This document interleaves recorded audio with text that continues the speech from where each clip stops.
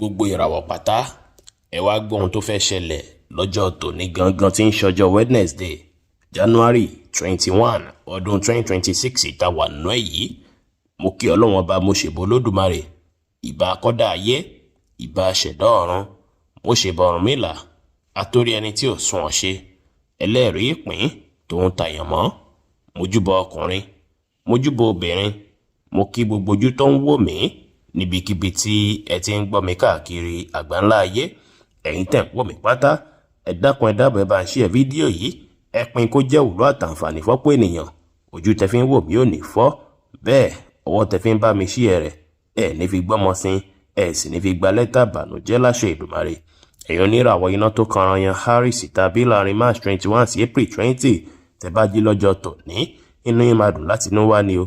Lọ́jọ́ tòní ẹ máa prepare ara yín láti mójútó àwọn iṣẹ́ tó tún kàn tó yẹ kẹ́ mójútó. Lọ́jọ́ tòní ara yín máa yá gágá, tó sì jẹ́ pé àwọn ohun tó ń sọ sí yín lọ́kàn ó máa lékè ká lọ́jọ́ tòní. Ẹ máa wà positive láti inú ọkàn yín, ẹ tẹ̀lé èròǹgbà ọkàn yín lọ́jọ́ tòní látàrí pé ó máa ràn yín lọ́wọ́, ó máa guide yín dáadáa lọ́jọ́ tòní. Gbogbo idea tuntun èyí tó bá wáyé sí yín lọ́kàn lọ́jọ́ tòní ó dára kí ẹ tẹ̀lé látàrí pé ó máa ràn yín lọ́wọ́ lọ́jọ́ iwájú. Ẹ tẹpá mọ́ṣẹ́ dáadáa lẹ́nìí kẹ́ ṣe dáadáa sáwọn èèyàn, ẹ ní ìrẹ̀lẹ̀ kí ẹ sì wà determine pẹ̀lú. Green jẹ́ kọ́lọ̀ tó dára jù fún yín láti wọ̀ láṣọ lónìí. Aago 11 láàárọ̀ sí aago 12 ní ọ̀sán jí àkókò èyí tó dára jù fún yín tí ń ṣe lucky hour fún yín lénìí. Ẹ̀yin oníràwọ̀ èrùpẹ̀ alámọ̀ Taurus tàbí láàrin April 21 sí May 20, ọjọ́ tó dára lọ́jọ́ tòní jẹ́. Ìbáṣepọ̀ yín àtàwọn tó súnmọ́ yín pátá ló máa dára púpọ̀, ló máa tayọ tàdàbí ìgbà pẹ́yẹsẹ̀ mọ́ra. Ọjọ́ tòní ó ṣeé ṣe kí ọ̀pọ̀ yín kẹsàlábà pàdé ọ̀rẹ́ tuntun lọ́jọ́ tòní. Ọjọ́ tòní sì dára púpọ̀ fún yín láti fi lo àkókò àti ìgbà pẹ̀lú àwọn ọ̀rẹ́ yín àtàwọn tó ṣe é pé ó tọ́jọ́ mẹ́ta èyí tí ẹ ti jọ ríra sẹ́yìn. Ẹ bá ṣe lè á jẹ́ kí ìbáṣepọ̀ yín dánmọ́rán, kódà ó ṣeé ṣe káwọn àǹfààní kan tún jẹyọ láti bẹ̀. Ẹ múra dáadáa lénìí kí ẹ dùn rí lójú, ẹ má sọ̀rọ̀ òdì àbí ọ̀rọ̀ àìtọ́ sí èèyàn, ẹ ṣe dáadáa sáwọn èèyàn kí ẹ sì báwọn èèyàn ṣe pẹ̀lú ìfẹ́. Teal green jẹ́ kọ́lọ̀ tó dára jù fún yín láti wọ̀ láṣọ lónìí. Aago 1 ní ọ̀sán sí aago 2 ní ọ̀sán jí àkókò èyí tó dára jù fún yín tí ń ṣe lucky hour fún yín lénìí. Ẹ̀yin oníràwọ̀ afẹ́fẹ́ aláwàdà Gemini tàbí láàrin May 21 sí June 21, ó ṣeé ṣe kí ẹ ráwọn opportunity tuntun kan láàyè iṣẹ́ lọ́jọ́ tòní. Ẹ grab rẹ o látàrí pé ó ṣeé ṣe káwọn opportunity ràn yín lọ́wọ́ dáadáa.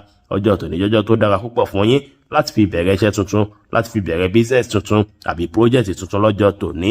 Tó bá ṣe pé tí ń plan àwọn idea kan láti jọ́ mẹ́ta, àsìkò ti tó láti activate àwọn plan yìí látàrí pé ẹ máa rí ìdùnnú lórí rẹ̀ ní ìgbẹ̀yìn. Ẹ rí dájú pé ẹ ṣe dáadáa sáwọn ènìyàn, ẹ tẹpá mọ́ṣẹ́ lénìí kẹ́ sì fètò sí nǹkan yín pẹ̀lú. Aago 2 ní ọ̀sán sí aago 3 ní ọ̀sán jí àkókò èyí tó dára jù fún yín tí ń ṣe lucky hour fún yín lénìí tí kọ́lọ̀ army green sì jẹ́ kọ́lọ̀ èyí tó dára jù fún yín láti wọ̀ láṣọ ní ọjọ́ tòní. Ẹ̀yin oníràwọ̀ omi agbára Cancer tàbí láàrin June 22 sí July 22, ẹ máa retí àwọn opportunity tó jọmọ́ ti travel lọ́jọ́ tòní o. Ó ṣeé ṣe kí travel opportunity wáyé lọ́jọ́ tòní. Travel èyíkéyìí tó bá wáyé kẹ́ mọ̀ dájú pé á bí ore. Travel yìí ó ṣeé ṣe kó jọmọ́ ti iṣẹ́ tàbí àwọn kan tó jọmọ́ personal purpose míì. Èyíkéyìí tó bá jẹ́ ń bẹ̀ kẹ́ mọ̀ dájú pé gbogbo ẹ̀ máa ní àwọn àǹfààní èyí tí ó máa ṣe fún yín o. Ọ̀pọ̀ yín ó ṣeé ṣe kí ẹ tún rí àwọn ìròyìn ayọ̀ kan tàbí kẹ́ gbọ́ ìròyìn ayọ̀ kan láti ọ̀nà jíjìn lọ́jọ́ tòní. Ẹ ní ìrẹ̀lẹ̀, ẹ ṣe dáadáa sáwọn èèyàn kẹ́ sì pa wọn secret yín mọ́, gbogbo àṣírí yín kí ẹ pa mọ́. Àwọn kan tẹ́ ní lọ́kàn fún dáadáa ẹ pa mọ́ kó lè rí bí ẹ ṣe ń fẹ́. Aago 3 ní ọ̀sán sí aago 4 ní ọ̀sán jí àkókò èyí tó dára jù fún yín tí ń ṣe lucky hour fún yín lénìí tí kọ́lọ̀ dark grey sì jẹ́ kọ́lọ̀ èyí tó dára jù fún yín láti wọ̀ láṣọ ní ọjọ́ tòní. Ẹ̀yin oníràwọ̀ iná tó gbóná riri Leo tàbí láàrin July 23 sí August 22, ọ̀pọ̀ yín ó ṣeé ṣe kí ẹ gbúrò àwọn mọ̀lẹ́bí yín lọ́jọ́ tòní, pàápàá àwọn àna yín. Ó ṣeé ṣe kí ẹ gbúrò àwọn àna yín lọ́jọ́ tòní. Ọjọ́ tòní ó ṣeé ṣe kí ọ̀pọ̀lọpọ̀ mìínú yín kí ẹ ṣalábàpàdé olólùfẹ́ tuntun, pàápàá ẹ̀yin tẹ́ jẹ́ single. Gbogbo ìbáṣepọ̀ tuntun tó bá bẹ̀rẹ̀ lọ́jọ́ tòní á jẹ́ ètò ṣe pé ó máa jẹ́ ọlọ́jọ́ pípẹ́ púpọ̀. Ẹ̀yin tẹ́ sì ti marry tẹ́ ti wà ní relationship kan àbí méjì, ó ṣeé ṣe kí ẹ feel the presence olólùfẹ́ yín dáadáa lọ́jọ́ tòní. Ẹ̀yin tó bá sì jẹ́ pé ọ̀nà yín jìn síra, ó ṣeé ṣe kó ṣe pé máa miss wọn púpọ̀ lọ́jọ́ tòní tàbí ìgbà pé kó wà pẹ̀lú yín. Ọjọ́ tòní jọjọ́ tó dára púpọ̀ láti lo àkókò àti ìgbà pẹ̀lú olólùfẹ́ yín. Ẹ wà positive, ẹ rí dájú pé ẹ ṣojú kòkòrò nǹkan ju bó ṣe ẹ lọ láàyè káàyè, ẹ rí dájú pé tàṣe jù bó ohunkóhun àbí ṣe nǹkan tó ṣe pé lágbára jẹ̀mí yín lọ. Ẹ fi ìfẹ́ àti ọ̀yàyà hàn sí àwọn ènìyàn lénìí kẹ́ sì ṣe dáadáa sáwọn èèyàn pẹ̀lú. Aago 12 ní ọ̀sán sí aago 1 ní ọ̀sán jí àkókò èyí tó dára jù fún yín tí ń ṣe lucky hour fún yín lénìí tí kọ́lọ̀ brown sì jẹ́ kọ́lọ̀ èyí tó dára jù fún yín láti wọ̀ láṣọ ní ọjọ́ tòní. ẹ̀yin oníràwọ̀ erùpẹ̀ funfun Virgo tàbí láàrin August 23 sí September 23 ẹ̀yin tẹ́ jẹ́ single ó ṣeé ṣe kí relationship tuntun bẹ̀rẹ̀ fẹ́yìn náà lénìí o tó sì jẹ́ pé ẹ̀yin tó ṣe pé ti wà nínú ìbáṣepọ̀ kan àbí méjì ìbáṣepọ̀ yín máa dùn tá dánmọ́ná dáadáa lọ́jọ́ tòní ó ṣeé ṣe kí development tuntun kó tún wáyé nínú relationship yín lọ́jọ́ tòní.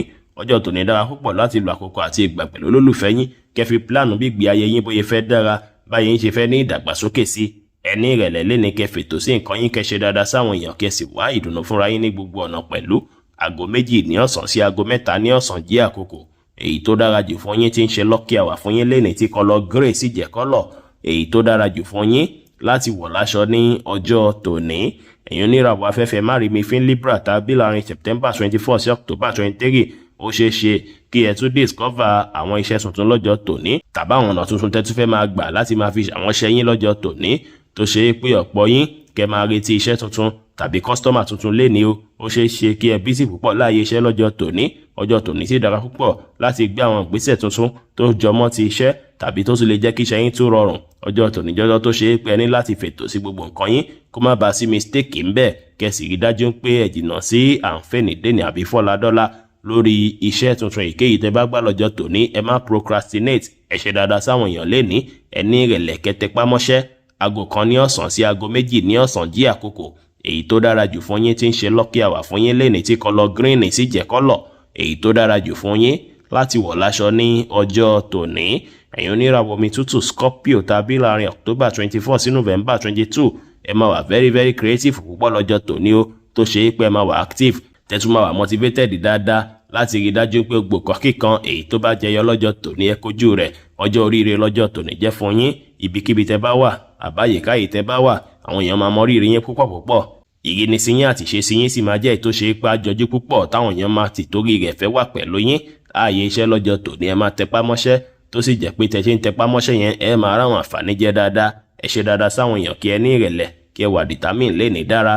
aago 6 ní ìrọ̀lẹ́ sí aago 7 ní àṣálẹ́ jí àkókò èyí tó dára jù fún yín tí ń ṣe lucky hour fún yín léni tí kọ́lọ̀ olive green sì jẹ́ kọ́lọ̀ èyí tó dára jù fún yín láti wọ̀ láṣọ ní ọjọ́ tòní. ẹ̀yin oníràwọ̀ inú àtùpà Sagittarius tàbí láàrin November 23 sí December 22 ó ṣeé ṣe kí mọ̀lẹ́bí kan kó wà nínú ọkàn yín lọ́jọ́ tòní. ọjọ́ tòní jọjọ́ tó dára púpọ̀ fún yín láti kàn sí mọ̀lẹ́bí tó ṣe pé tọ́jọ́ mẹ́ta tí ẹ ti ríra ó dára kẹ́ kàn sí wọn lọ́jọ́ tòní. kò sọ́nà tẹ́ gbígbà tí ó dára ìbàjẹ́ látòrí fóònù tẹ́ bá ṣe eléyìí ó dára púpọ̀ kẹ́ fi bí àlàáfíà wọn wò ó dára púpọ̀ kẹ́ làkókò àti ìgbà pẹ̀lú mọ̀lẹ́bí léni o ẹ free mind yín kẹ́ wà positive lórí ohunkóhun ẹ ṣe dáadáa sáwọn èèyàn gbogbo plan yín pátá kẹ́ wá pamọ́ láṣìírí gbogbo wọn èròǹgbà tẹ́ ń gbà fún rere àbí nǹkan kan tẹ́ ń retí ni ẹ pamọ́ láṣìírí kí ó lè rí bí ẹ ṣe ń fẹ́. aago 10 láàárọ̀ sí aago 11 láàárọ̀ jí àkókò èyí tó dára jù fún yín tí ń ṣe lucky hour fún yín lénìí tí kọ́lọ̀ light green sì jẹ́ kọ́lọ̀ èyí tó dára jù fún yín láti wọ̀ láṣọ ní ọjọ́ tòní. ẹ̀yin oníràwọ̀ erùpẹ̀ lérúkú Capricorn tàbí láàrin December 23 sí January 19 ọ̀rọ̀ sísọ yín lọ́jọ́ tòní ó máa ràn yín lọ́wọ́ dáadáa o. ọjọ́ tòní ọpọlọ yín máa jí pépé tó sì jẹ́ pé àwọn ọ̀rọ̀ yín á máa fìdí múlẹ̀ dáadáa lọ́jọ́ tòní. ọjọ́ tòní ó ṣeé ṣe káwọn kan wọ̀nyí kí ó béèrè fún yín dáadáa ẹ lè béèrè ìrànlọ́wọ́ lọ́wọ́ ẹnikẹ́ni lọ́jọ́ tòní ó ṣeé ṣe kí wọ́n ṣe fún yín o. bẹ́ẹ̀ sì lẹ lè béèrè fún fífowókúnwó iṣẹ́ tàbí promotion láàyè iṣẹ́ lọ́jọ́ tòní ó ṣeé ṣe kí ọ̀gá yín kí wọ́n kàn sí dá yín lásìkò yìí. ọjọ́ tòní ẹ lè advertise àwọn nǹkan yín ẹ lè polówó àwọn ọjà yín dáadáa bẹ́ẹ̀ sì ni ẹ tún lè ronú nípa ìdíyà tuntun tẹ́ tún lè fi kún ìgbésí ayé yín fún ìdàgbàsókè. ọjọ́ tòní gbogbo èèyàn ló máa nífẹ̀ẹ́ yín ẹ ṣòtítọ́ ẹ ṣòdodo láwùjọ àwọn ènìyàn ẹ má kánjú ju bó ṣe ẹ lọ lórí ohunkóhun ẹ wà smart kẹ́ gbájúmọ́ ohun tó ṣe kókó fún yín láti mójútó lákòókò tó tọ́ àtàkòkò tó yẹ ẹ má sì ṣèlérí ohun tẹ́lẹ̀ múṣẹ́ fẹ́nikẹ́ni lénìí kò dára. aago 9 láàárọ̀ sí aago 10 láàárọ̀ jí àkókò èyí tó dára jù fún yín tí ń ṣe lucky hour fún yín lénìí tí kọ́lọ̀ lime green sì jẹ́ kọ́lọ̀ èyí tó dára jù fún yín láti wọ̀ láṣọ ní ọjọ́ tòní. ẹ̀yin oníràwọ̀ afẹ́fẹ́ oníbínú Aquarius tàbí láàrin January 20 sí February 19 ó ṣeé ṣe kí ẹ wà ní ipò kan tó tún máa tayọ lọ́jọ́ tòní o. ó ṣeé ṣe kí ipò náà jẹ́ ipò olówó àbí ipò ọlọ́lá lọ́jọ́ tòní ṣé ń jì máa wà lápò ọ̀pọ̀lọpọ̀ yín lọ́jọ́ tòní. ọjọ́ tòní jọjọ́ tó ṣe é pé àwọn ọ̀nà tuntun tún lè sílẹ̀ tó ṣe pé owó máa tún fẹ́ gbà wọlé. Ẹ grab opportunity èyí tó bá wáyé lásìkò yìí látàrí nípa bí owó fún yín. Ọ̀pọ̀ yín ó ṣeéṣe kó ṣe yín bí ìgbà pé kí ẹ ra àwọn nǹkan tuntun kan. Àkókò yìí dára púpọ̀ fẹ́yìn tó ṣe pé ẹ fẹ́ ra property ni, àbí fẹ́ ra mọ́tò, àbí fẹ́ invest sí real estate tó dára púpọ̀. Ẹ ní regret ẹ̀ rárá lákòókò yìí. Ọjọ́ tòní jọjọ́ tó ṣe pé ẹ máa rí ìdùnnú púpọ̀. Ẹ wá ṣàwọn nǹkan tá mú kí inú yín dùn káyọ̀ yín kún. Ẹ tẹpá mọ́ṣẹ́ kí ẹ wà positive. Ẹ sì fọgbọ́n àtòyé tọ́lọ́run fún yín mójútó ohunkóhun lẹ́ni pẹ̀lú.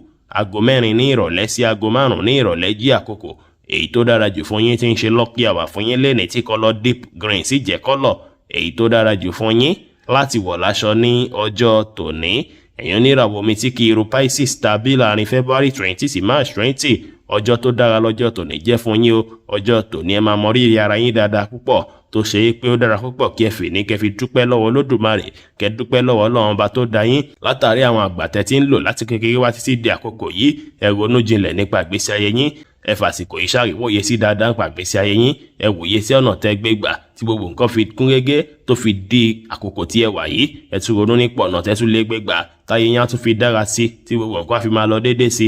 Ọjọ́ tòní jọjọ́ tó ṣe é pé ẹ̀yin lẹ gbọ́dọ̀ kọ́kọ́ ṣáájú nínú èròǹgbà ọkàn yín. Ẹ ṣe dáadáa síra yín púpọ̀ kí ẹ ní ìrètí pé gbogbo kan máa dá, kí ẹ sì fi ìgboyà kún ohunkóhun tí ẹ bá ń ṣe lọ́jọ́ tòní kí ó lè rí bí ẹ ṣe ń fẹ́. Aago 4 ní ìrọ̀lẹ́ sí aago 5 ní ìrọ̀lẹ́ jí àkókò èyí tó dára jù fún yín tí ń ṣe lucky hour fún yín lẹ́ni tí kọ́lọ̀ brown sì jẹ́ kọ́lọ̀ èyí tó dára jù fún yín láti wọ̀ láṣọ ní ọjọ́ tòní. Bí ó ṣe jẹ́ nìyẹn fún gbogbo irúfẹ́ ìràwọ̀ 12 tó wà pátá. Ẹ̀yin tẹ́ ń wò mí pátá ẹ má gbàgbé pé Ọlọ́run bo Olódùmarè nìkan lọ́ba tó ní ìmọ̀ jùlọ. Ẹ̀yin tẹ́ fẹ́ ṣèwádìí onírúurú láǹfààní àti kàn sí wa ní WhatsApp 09033897161. Ire gbogbo ajẹ́ tiwa lónìí, lọ́sẹ̀ yìí, lóṣù yìí àti ní gbogbo ọjọ́ ayé wa láṣẹ Ìdùmarè. Ire o.